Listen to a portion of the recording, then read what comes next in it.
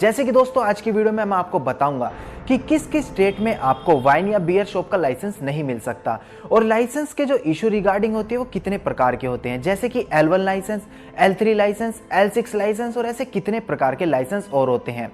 और मैं आज की वीडियो में आपको ये भी बताऊंगा कि एक वाइन शॉप ओपन करने के लिए आपको कितना खर्चा आता है और आप वहां से कितनी ज्यादा अर्निंग कर सकते हैं। और हाँ दोस्तों, वीडियो की स्टार्टिंग में मैं आपको एक बार और बता दूं, अगर आपने अभी तक इस चैनल को सब्सक्राइब नहीं किया तो इसे जल्द से जल्द सब्सक्राइब कर लीजिए, क्योंकि इस चैनल पर हम आपके लिए रोजाना लीगल एडवाइस से जुड़ी वीडियोस अपलोड करते रहते हैं। और हाँ दोस्तों, अगर आपने अभी तक वो मैंने जो वीडियो अपलोड की थी वो आपने नहीं देखी तो आप ऊपर कार्ड बटन पर क्लिक करके उस वीडियो को देख सकते हैं। तो चलिए दोस्तों, आज की इस वीडियो को अब हम स्टार्ट करते हैं।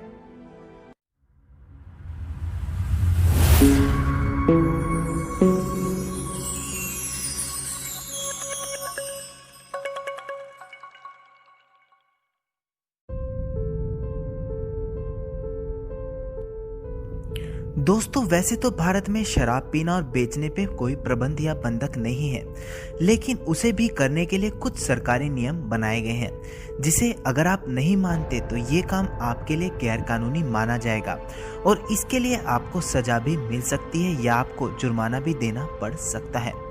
जैसे कि शराब आप पब्लिक प्लेस में नहीं पी सकते। अगर आप ऐसा करते हैं और आप ऐसा करते पकड़े जाएंगे तो आप पे कानूनी कार्यवाही की जाएगी। और हाँ दोस्तों, अगर आपको शराब बेचनी है तो आपको इससे पहले राज्य सरकार से अनुमति लेनी पड़ेगी और आपको इसके लिए लाइसेंस बनवाना पड़ेगा, तभी आप शराब की दुकान खोल सकते हैं। अब दोस्तों, वीडियो में मैं आगे आपको बताने वाला हूँ कि आखिरकार आप शराब की दुकान खोले कैसे। भारत में अगर आपको वाइन या बियर शॉप खोलनी है तो आपको अपने राज्य के एक्साइज डिपार्टमेंट से लाइसेंस इशू करवाना पड़ेगा। मतलब आपको अपने स्टेट के एक्साइज डिपार्टमेंट में लाइसेंस के लिए अप्लाई करना पड़ता है। जब तक आपका लाइसेंस इस डिपार्टमेंट से नहीं बन जाता तब तक आप शराब की दुकान नहीं खोल सकते हैं।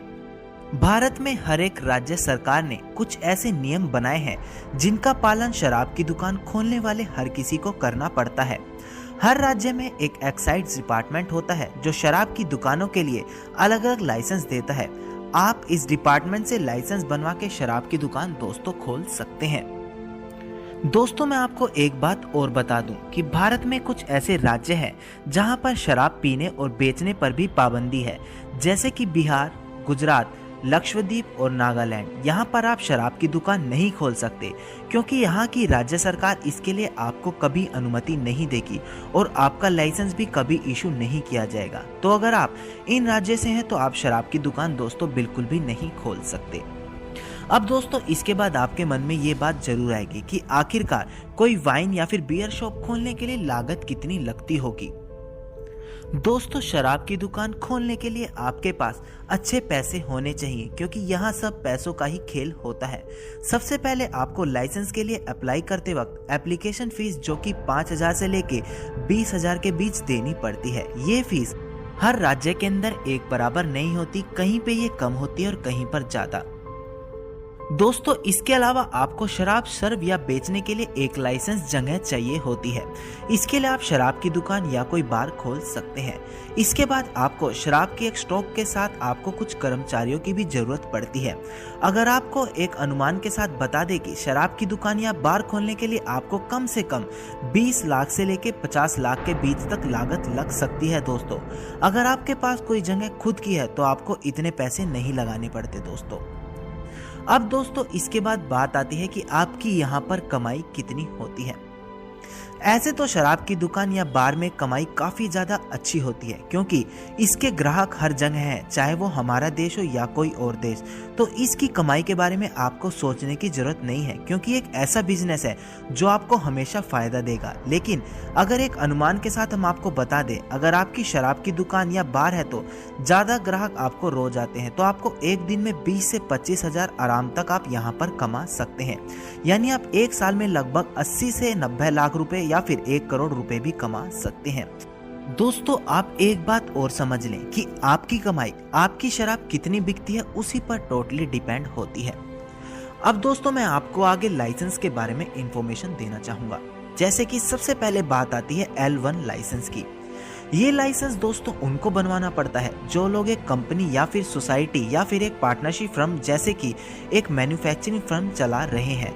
इसके लिए अप्लाई करने के लिए आपको अपने राज्य सरकार की एक्साइज डिपार्टमेंट की वेबसाइट पर जाकर एप्लीकेशन फिल करनी पड़ती है। दोस्तों इसके बाद जो अगला लाइसेंस आता है वो होता है L3 लाइसेंस। ये लाइसेंस दोस्तों सबके लिए नहीं होता है और ना ही इसके लिए कोई अप्लाई कर सकता है। दोस्तों ये लाइसेंस सरकार द्वारा बोतल मैन्युफैक्चरिंग कंपनी को ही दिया जाता है और इसके लिए सरकार द्वारा टेंडर भी निकाला जाता है। इसके बाद दोस्तों जो अगला लाइसेंस आता है वो होता है L6 लाइसेंस। दोस्तों ये लाइसेंस भी हर कोई नहीं ले सकता और इसके लिए कोई अप्लाई नहीं कर सकता। दोस्तों ये सिर्फ राज्य सरकार द्वारा चुने हुए कारोबारियों को ही इंडियन ब्रांड की शराब या बियर के उत्पादन और बेचने के लिए ही दिया जाता है। अब दोस्तों इसके बाद बात आती है P10 लाइसेंस की। अगर आप अपने राज्य में कोई भी फंक्शन करते हैं जैसे कि शादी या किसी भी तरह के फंक्शन में अगर शराब पीना और या फिर पिलाना चाहते हैं तो आपको इसके लिए इस लाइसेंस को अप्लाई करना होता है। यह सिर्फ दोस्तों इसी के लिए ही बनाया गया है जो कि P10 लाइसेंस के नाम से कहलाता है। अब दोस्तों इसके बाद बात आती है L10 लाइसेंस की। दोस्तों ये लाइसेंस उन लोगों के लिए बनाई गई है जो शराब की दुकान खोलना चाहते हैं। ये लाइसेंस रिटेल शॉप भी इंडियन या फिर विदेशी ब्रांड की शराब बेचने के लिए ही दी जाती है। अब दोस्तों वीडियो में आखिर में मैं आपको सबसे आखिरी वाला लाइसेंस बताता हूं जो होता है P13 लाइसेंस। ये लाइसेंस किसी भी होटल, रेस्टोरेंट या फिर किसी भी क्लब को उनकी लाइसेंस परमिशन के बाहर जाकर वाइन या बियर जैसी हार्ड ड्रिंक सर्व करने के लिए एक ही दिन के लिए दिया जाता है। दोस्तों यही सारे लाइसेंस होते हैं जिनके बारे में मैं आपको आज की वीडियो में बताना चाहता था। उम्मीद करता हूं आपको आज की जानकारी बेहद अच्छी लगी होगी। अगर आपको आज की ये वीडियो अच्छी लगी तो आप इस वीडियो को लाइक, शेयर और कमेंट जरूर कीजिए। और हाँ दोस्तों, अगर आपको आज की वीडियो से जुड़ा कोई भी क्वेश्चन है तो आप मुझे इंस्टाग्राम पर डायरेक्ट मैसेज कर सकते हैं। मैंने अपने इंस्टाग्राम अकाउंट का लिंक आपको डिस्क्रिप्शन में प्रोवाइड करा दिया है। और दोस्तों अगर आप इसी प्रकार की कानूनी जानकारी रोजाना प्राप्त करना चाहते हैं तो आप इस चैनल को सब्सक्राइब करके नोटिफिकेशन बेल आइकन जरूर दबा दीजिए।